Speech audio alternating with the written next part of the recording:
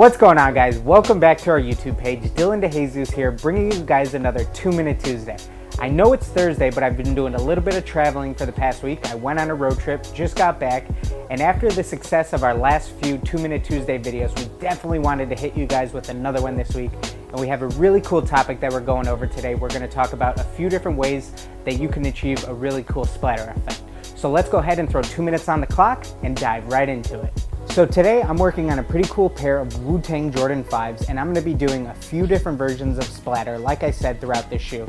So to start off, I'm going to be doing a really small splatter print on the Wu-Tang logo that I have stenciled off in the back, along with this front yellow panel where I've already placed some of this honeycomb pattern. So the order in which I'm going to be showing you guys these are going to be from smallest to largest. So this first one, we're going to be starting off with this really tiny fine speckle, and later we're going to move all the way up to a really wide, large paint splatter effect on the midsole. To achieve this first effect, what you're going to want to do is take your airbrush along with a popsicle stick, and you're going to place your airbrush at roughly a 45 degree all the way up at the end of your nozzle tip, and just simply test it in an area first to get a feel for it, and then you'll see you're getting some really fine speckles. So like I said, test all of these first, and then you'll get this really cool fine speckle print just using your airbrush and a popsicle stick. So for this second paint splatter effect that I'm going to do today, all you need is some thinned out paint along with an old toothbrush.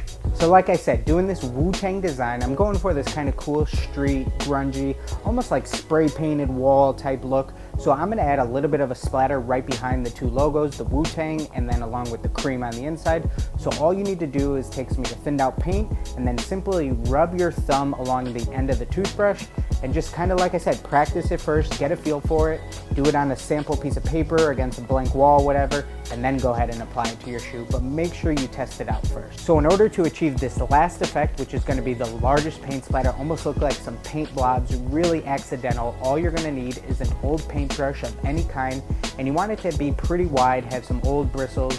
It can be really rough, and what you need to do for this is definitely practice this one the most. It's the hardest to achieve, even though it's like the most accidental. You just really have to get a feel for this one. So you can see me here just practicing. Check out the flick of the wrist. Look at the flick of that wrist. And then after that, after you've practiced a few times and really have a feel for it, then you can go ahead and apply it to your shoe. So I have one more really cool bonus tip for you guys. This is something that was recommended to me a few years back. It's a really cool tool that you can get a few of in a different size for really cheap, and it's used in nail art. It's called like a nail dotting tool. Like I said, it's used in nail salons. That's how they put those tiny little dots and stuff.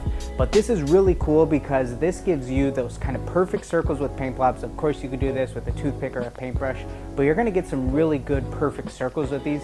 These are great for creating like a starry effect if you're doing a galaxy scene, or if you just want to customize that splatter a little bit more and you want to really get that perfect circle look, these are perfect for that. So there you have it, guys. That was another 2-Minute Tuesday along with a really cool bonus tip at the end. I hope you guys learned something from today's video. This is something that I was definitely looking for when I was first starting out. It's a great idea to have a lot of different tools in your tool case so you can pull out these different effects, you know, when any situation arises. And today we went over multiple different splatters so that you guys can handle anything that comes your way. As always, this page is really about teaching you guys, helping you guys grow as customizers. I just want to give back to the community, help teach you guys, spread some of my knowledge and all the things that I've learned over the years. So if you guys have any more recommendations, we'd love to hear them. Go ahead and give this video a like. If you learned something today, make sure you're subscribed to the page, and we will see you guys in the next one.